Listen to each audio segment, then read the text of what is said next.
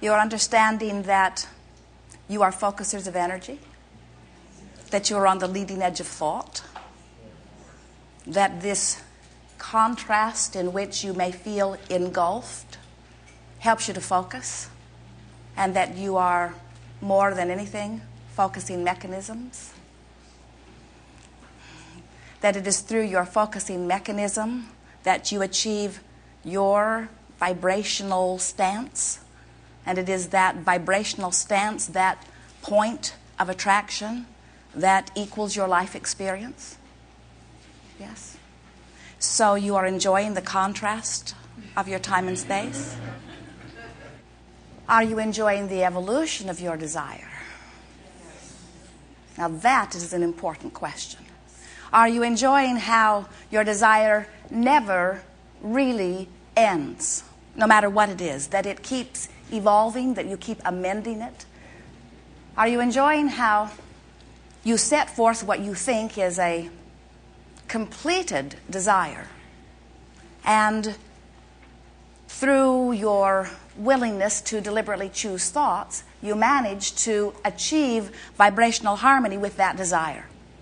And then your whole point of attraction shifts, because now you are letting in what you were not letting in before, which means your whole mix and now ability to choose again has shifted.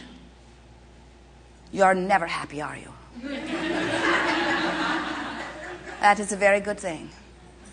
You will continually come to clarity about new desire.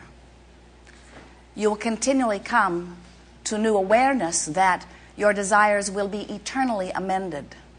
And we want for you the ease and comfort and joy that come in the finally recognizing that you're not ever going to get it done. That a new desire is going to continue to percolate within you. And, this is big, and it's going to be another unfulfilled desire. So if you are oriented to checking things off your list, life goals, you are undoubtedly discovering that you can't check them off as fast as you put them on. And if completing that list is important to you, kill me now. Kill me now. Kill me now. This is your new affirmation. Kill me now. Get me out of here now, because I will forever be frustrated at my incompletion. And we say, indeed, if completion matters to you, you will be frustrated with your incompletion, because we all are focused in a universe that is bound for expansion.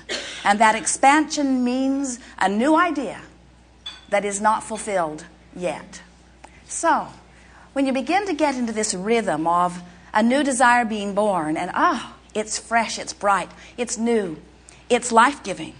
And while it has not been manifested, it is breathing life into you. And so, as you joyfully anticipate it, and joyfully discover it, and joyfully peruse it, and joyfully anticipate it, that is the key word, and joyfully allow it, and then allow the manifestation around it, and then enjoy the new stance that you arrive at, and then enjoy the new set of contrasting experiences that give birth to yet another new desire, another new incomplete desire.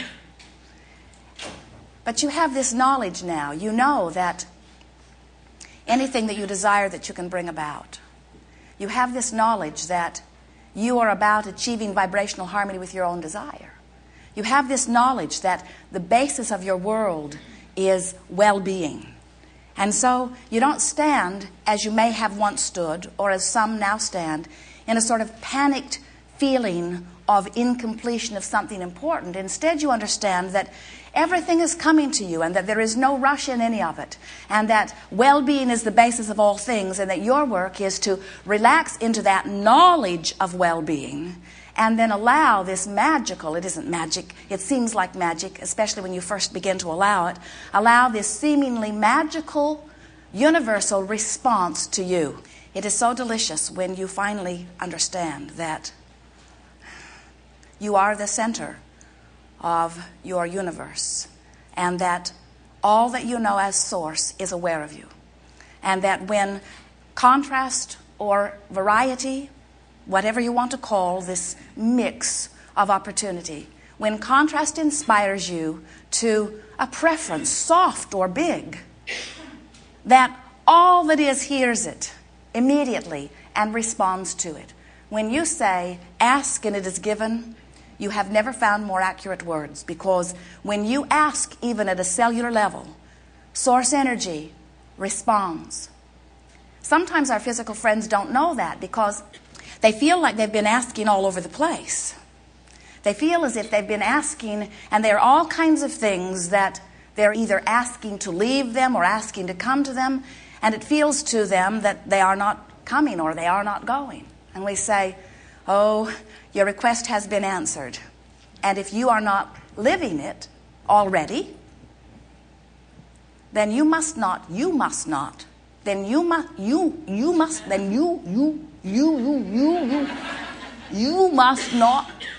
must not yet be a vibrational match to your own desire.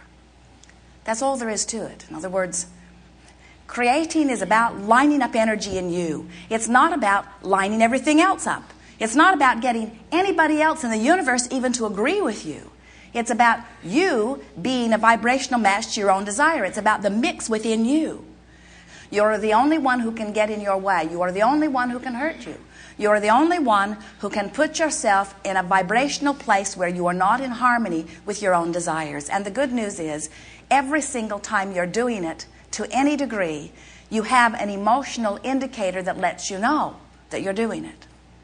When you feel positive emotion, like joy or exhilaration or love or appreciation, that means that in that moment, your horses are lined up. But when you feel fear or blame or anger or any of those emotions that you describe as not good feeling emotions, that means you got a desire going one way and a belief going another. And it's a significant enough belief, meaning it's a significant enough thought, meaning it's a thought you practice often enough, meaning it's an active enough thought in your vibration, meaning it's a dominant enough part of your vibration that it's in your way. So, some good words to focus upon. Dominant vibration. What's my dominant vibration? When we talk about your dominant relationship, we're talking about what has been most activated within you.